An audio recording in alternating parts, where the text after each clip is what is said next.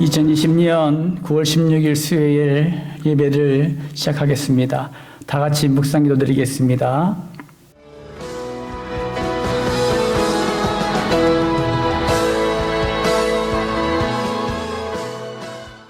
언제나 우리와 함께 하신 아버지 하나님 감사드립니다. 하나님께서 날마다 주님의 은혜 가운데로 보듬어 주셨다가 오늘도 3일 저녁 예배로 하나님께 나아가게 하심을 감사를 드립니다.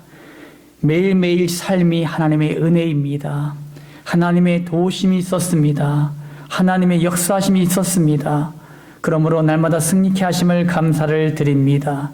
이 시간도 우리의 모든 더럽고 추악한 죄악들을 낱낱이 고백하오니 회개하오니 용서하여 주시옵시고, 이 시간도 주님의 보혈의 피를 의지함으로 말미암아 주 앞에 담대히 나아가는 귀한 시간 될 수 있도록 인도하여 주시옵소서. 하나님의 말씀을 사모합니다. 하나님 은혜를 덧입혀 주시옵소서. 하나님께서 말씀해 주시옵소서. 주의 종들이 듣겠습니다. 그 말씀에 순종하며 나가겠습니다. 결단하겠습니다. 그러므로 하나님의 역사를 이루어가는 데 부족함이 없는 귀한 시간 되게 하여 주시옵소서. 예배를 방해하는 모든 사단의 세력들은 예수님의 이름으로 떠나게 하여 주시고, 하나님의 은혜만이, 성령의 충만한 역사만이 나타나는 귀한 시간 되게 하여 주시옵소서.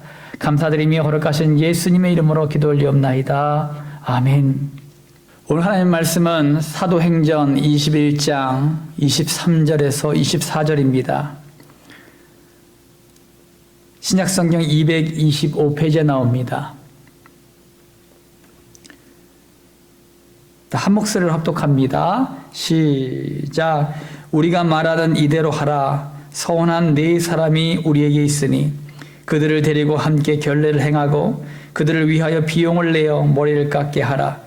그러면 모든 사람이 그대에 대하여 들은 것이 사실이 아니고 그대도 율법을 지켜 행하는 줄로 알 것이라. 아멘. 오늘 하나님의 말씀의 제목은 교회의 평화를 위해 라는 말씀의 제목을 가지고 말씀을 드리겠습니다. 우리가 수요일마다 사도 바울의 선교 여행을 계속 따라가고 있습니다. 오늘은 예루살렘 교회에서 일어난 그런 사건을 통해서 오늘도 우리에게 주시고자 하는 메시지가 무엇인가를 알아보려고 합니다. 지난주에 이어서 바울의 선교 보고를 들은 예루살렘 교회 지도자들은 하나님께 영광과 찬양을 올려드렸습니다. 그러나 예루살렘 교회 지도자들이 사도 바울을 향해 염려하는 것이 있었습니다. 예루살렘 성도들이 사도 바울에 대한 오해였습니다. 만약에 예루살렘 교회 지도자들이 사도 바울이 행한 것에 대하여 아무런 제재를 가하지 않으면 교회 내의 성도들의 반발이 심해져서 분열될 위기에 처할 것입니다. 예루살렘 교회 성도들은 대부분 유대인들이었기 때문에 그들은 어렸을 때부터 율법을 지켜왔던 사람들이었습니다.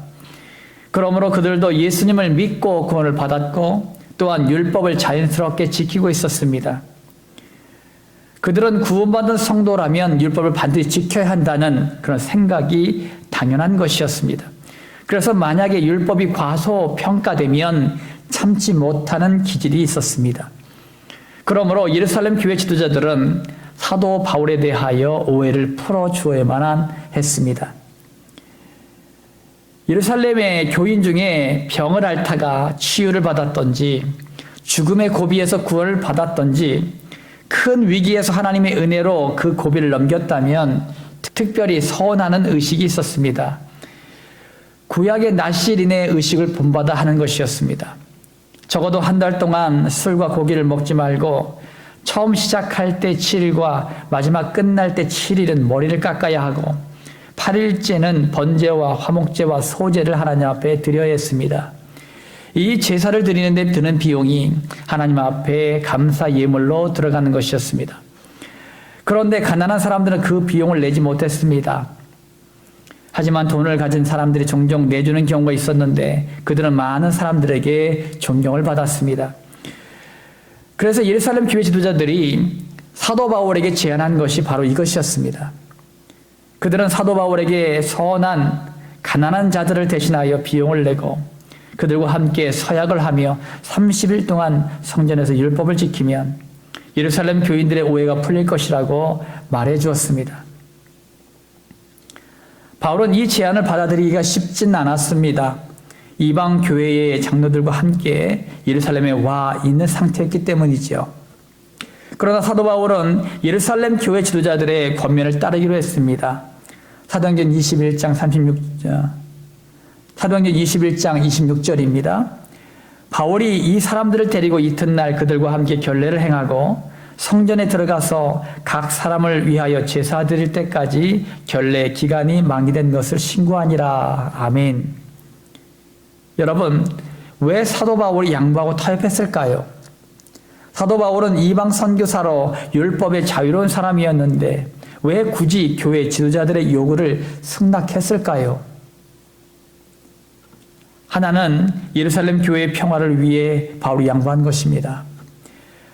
바울은 나시린의 서약을 함으로써 예루살렘 교회가 평안하기를 바랬습니다. 사도 바울은 자기 중심적인 사고를 버렸습니다. 어떻게 하면 하나님이 기쁨이 되고 교회의 기쁨이 될까를 먼저 생각했습니다. 자기의 뜻만을 고집하기보다는 하나님의 교회를 향한 뜻이 무엇인지를 찾았습니다. 이것이 사도 바울의 영성입니다. 우리는 습관적으로 내 중심으로 생각하고 판단하고 결정합니다. 어떤 때는 자기의 뜻을 하나님의 뜻이라고 주장하며 행하기도 합니다. 사도 바울이 이방 교회에서 가르친 것은 오직 예수님의 십자가와 부활을 믿을 때 구원을 받는다는 것이었습니다. 여기에 율법은 단지 죄를 깨닫게 할 뿐이지 율법을 행함으로 구원을 받지 못한다고 가르쳤습니다. 바울이 가르친 이방 교회 장로들이 함께 있던 예루살렘 교회에서 다시 율법주의자가 되는 것은 그 가르침에 역행하는 행동이었습니다. 그러나 사도 바울은 예루살렘 교회의 평화를 위해서는 자신의 자존심도 내려놓아야만 했습니다. 또한 바울은 교회의 평화를 위해서는 이방 교회 장로들을 설득시키면 가능하다고 생각했습니다. 사랑하는 성도 여러분, 일이 중요합니까? 교회의 평화가 중요합니까? 물론 여러분이 맡은 교회 사역들, 또 세상 속에서 맡겨진 모든 일들도 중요합니다. 하지만 우리에게 더욱더 중요한 것은 예수님의 핏값으로 사신 교회가 평화를 이루며 사는 것입니다. 만약 교회가 평화가 깨어지면 성도들에게 상처를 주고 상처를 받는 지옥이 되기 때문입니다. 결국 그 교회는 나누어지고 분열되어서 사단에게 기쁨을 주는 존재가 되어버리고 말 것입니다. 자신의 뜻을 관철시키기 위해서 교회 안에서 여러 가지 어려움을 일으키면 그 사람에게 교회는 자기를 위한 것이지 하나님을 위한 것이 아닙니다. 예수님도 교회를 세우시기 위하여 당신의 몸을 십자가에서 희생하셨습니다. 우리도 자기의 희생 없이는 교회를 세울 수가 없습니다. 여러분 자신이 교회의 평화를 위해서 헌신하는 주님의 백성들이 되시기를 주님의 이름으로 축원합니다. 바울이 양보한 두 번째 이유는 고린도전서 9장에 있습니다. 고린도전서 9장 19절에서 22절 말씀 가운데 보면은 내가 모든 사람에게서 자유로우나 스스로 모든 사람에게 족이 된 것은 더 많은 사람을 얻고자 함이라. 유대인들에게 내가 유대인과 같이 된 것은 유대인들을 얻고자 함이요 율법 아래에 있는 자들에게는 내가 율법 아래에 있지 아니하나 율법 아래에 있는 자같이 된 것은 율법 아래에 있는 자들을 얻고자 함이요 율법 없는 자에게는 내가 하나님께는 율법 없는 자가 아니요 도리어 그리스도의 율법 아래에 있는 자이나 율법 없는 자와 같이 된 것은 율법 없는 자들을 얻고자 함이라. 약한 자들에게 내가 약한 자와 같이 된 것은 약한 자들을 얻고자 함이요 내가 여러 사람에게 여러 모습이 된 것은 아무쪼록 몇 사람이라도 구원하고자 함이니. 아멘. 사도 바울은 스스로 많은 사람들에게 종이 되었다고 고백합니다. 자신이 유대인같이 된 것은 유대인을 얻고자 함이요 율법 아래에 있는 자들 같이 된 것은 율법 아래에 있는 자들을 얻고자 함이요 율법 없는 자와 같이 된 것은 율법 없는 자를 얻고자 함이라고 고백합니다. 바울은 한 영혼을 구원하기 위해 양보할 수 있는 것은 다 양보했습니다. 믿음을 포기하는 일이 아닌 이상 한 영혼을 구원하기 위해서 필요한 일이라면 기꺼이 하는 것. 이것이 바울이 가졌던 정신이었습니다. 예수님이 이 땅을 향한 마음은 어떤 마음일까요? 아마도 한 영혼을 천하보다 더 귀하게 여기는 마음일 것입니다. 그 한 영혼을 얻기 위하여 자신의 목숨을 주셨기 때문입니다. 사도 바울도 이 마음을 가졌습니다. 바울은 유대인이었지만 유대인을 얻기 위해 유대인이 되었고, 율법을 지키는 자들의 영혼을 얻기 위해 율법 아래에 있는 자같이 되었습니다. 또한 율법 없는 이방인들의 구원을 얻기 위해 율법 없는 자와 같이 되었습니다. 그는 비록 율법 없는 자가 아니었음에도 말입니다. 사랑하는 성도 여러분, 우리도 한 영혼을 천하보다 더 귀하게 여기어 가난한 자들에게는 가난한 자와 같이 되고, 고통당하는 자들에게는 함께 고통을 받는 자같이 되고, 병들어 아파하는 자들에게는 함께 아픔을 나누는 자같이 되고, 슬퍼하는 자들에게는 함께 슬퍼하며 울어주는 자가 되십시오. 이것이 예수님의 마음입니다. 예수님도 이 땅에 오셔서 병든 자들, 죄인들, 가난한 자들, 소외된 고, 과부들, 아이와 부녀자들과 늘 함께 하셨습니다. 예수님은 이 땅에서 고통당하는 자들의 위로자요, 협력자요, 인도자가 되셨습니다. 우리 주변에도 많은 사람들이 있습니다. 우리도 그들의 위로자가 되십시오. 나 자신을 내려놓고 그들과 함께 공감해 주며 함께 기도하여 치유와 회복을 경험하도록 인도해 주십시오.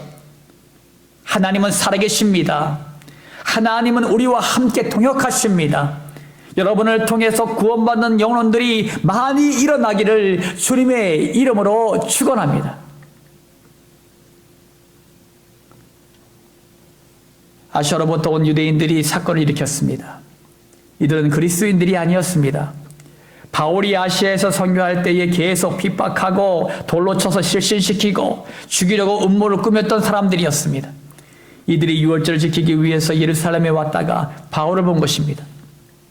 사도행전 21장 28절에 외치되 이스라엘 사람들아 도우라, 이 사람은 각처에서 우리 백성과 율법과 이곳을 비방하여 모든 사람을 가르치는 그 자인데 또 헬라인을 데리고 성전에 들어가서 이 거룩한 것을 더럽혔다 하니.